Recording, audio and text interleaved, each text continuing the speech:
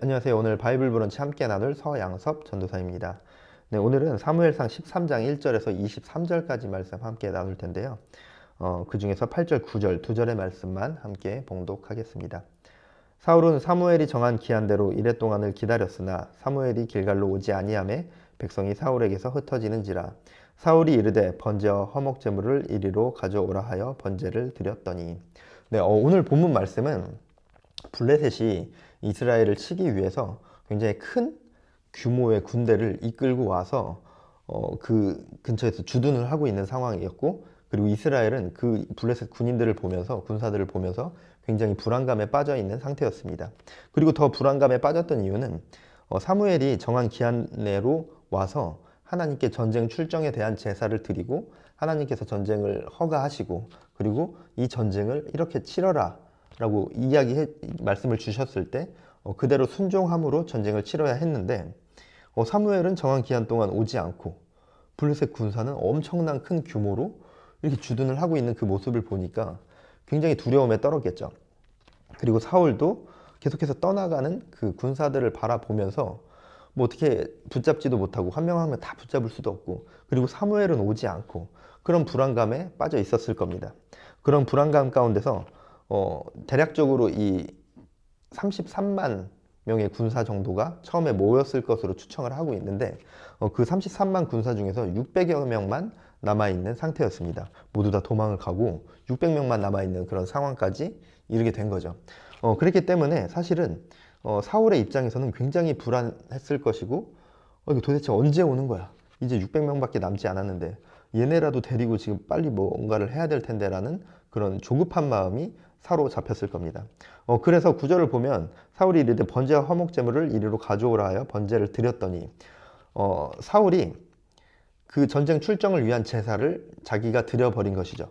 그런데 사울이 아무리 이스라엘 왕이라 할지라도 사울에게는 제사를 드릴 수 있는 그런 자격이 없었습니다. 하나님께서 제사장인 사무엘에게만 제사를 드릴 수 있는 그런 권한을 줬기 때문이죠.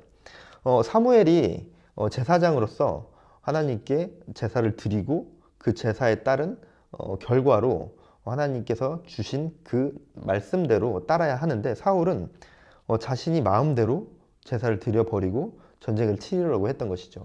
그래서 이 사건으로 인해서 사무엘이 분노하면서 너는 왕에서 폐위될 것이다 라고 이렇게 선언을 해버립니다. 그렇게 된 사건인데, 사실은 이 사건 자체만 바라보고 이 스토리만 들어보면 사실은 사울이 굉장히 현명한 판단을 한 것 같고, 그리고 사울은 충분히 기다렸고, 그리고 더 이상 악화되지 않는 상황에서 그래도 빠른 판단으로 뭔가 조치를 한 것처럼 보여질 수도 있습니다. 왜냐하면 사울은 이스라엘 왕으로서 왕이기 때문에 백성들을 지키고 보호해야겠죠. 그리고 전쟁을 치러야 하는 사람이기 때문에 600명이라도 남았을 때 빨리 제사를 드리고 그 숫자를 가지고 뭐 어떤 방법으로든 이스라엘 백성들을 구하고 전쟁을 치러야 하는 것이 굉장히 당연해 보이고 정당해 보입니다. 그런데 사실은 이렇게 이스라엘 백성들 그리고 사울이 불안해하면서 사무엘이 오기를 끝까지 기다리지 못한 것은 이들이 하나님을 믿고 신뢰하지 못했음을 말하고 있습니다. 이스라엘은 아무리 사무엘이 왕이라 할지라도 사울 왕이 통치하는 그런 국가가 아니라 하나님께서 통치하시는 신정 국가이고, 이스라엘을 하나님 백성 삼아 주신 하나님의 나라인데, 그들은 하나님을 믿고 신뢰하지 못하고 하나님의 때를 기다리지 못하고 자신들의 관점으로, 인간적인 관점으로, 세속적인 관점으로 바라보고 자기들 마음대로 제사를 지내고, 또 이스라엘 군사들은 그런 불안감에 휩싸여서 이스라엘 군대를 버리고 도망치는 그런 모습을 보여주고 있습니다. 인간적인 관점으로 바라봤을 때는 이스라엘이 전쟁에서 승리할 수 있는 확률은 별로 없어 보였습니다.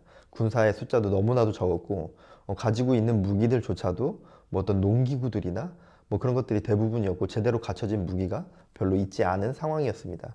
그렇기 때문에 당연히 인간적인 관점이나 현실이라는 그런 단어를 대입해서 바라봤을 때는 이길 수 있는 확률이 별로 없어 보였습니다.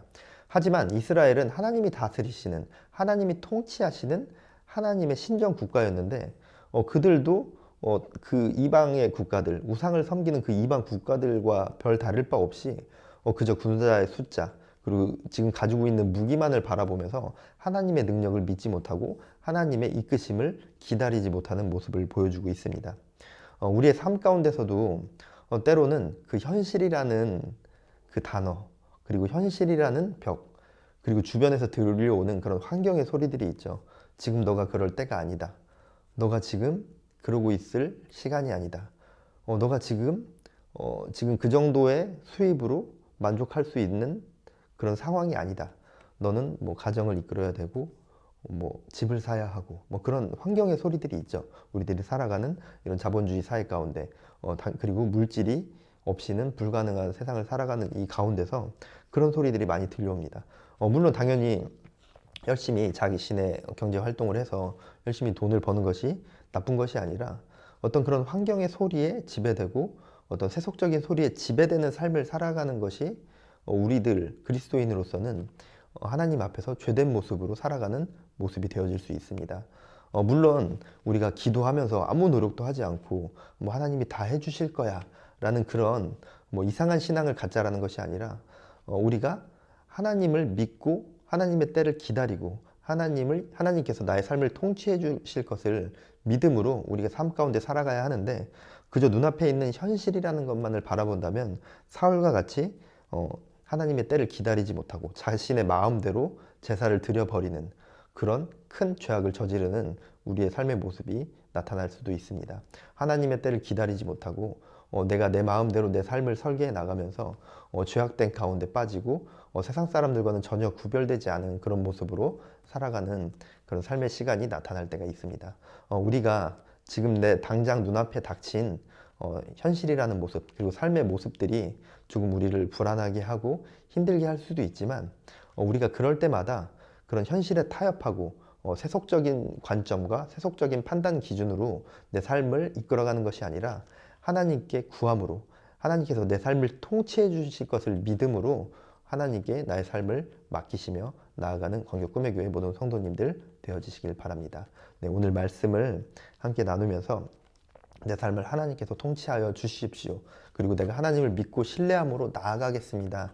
라는 그런 기도로 올려드리고 그렇게 삶 가운데 살아가는 그런 시간이 되어지시길 바랍니다. 기도하고 마치도록 하겠습니다. 하나님 아버지, 오늘도 말씀을 통해 우리에게 주시는 주님의 음성을 듣습니다. 그리고 마음 가운데 새기며 나아갑니다. 이 세상을 살아가며 물질이 필요한 세상을 살아가며 우리가 세속적인 판단과 가치 기준으로 살아갈 때가 많이 있습니다. 그때마다 현실이라는 벽에 넘어지는 것이 아니라 하나님을 바라보며 하나님께서 나의 삶을 통치해 주시고 이끌어 주실 것을 믿으며 하나님께 나의 삶을 맡기는 우리가 되어줄 수 있도록 인도하시고 함께하여 주시옵소서. 감사드립니다. 예수님 이름으로 기도드렸습니다. 아멘. 네, 이제 각자 기도하는 시간 갖도록 하겠습니다.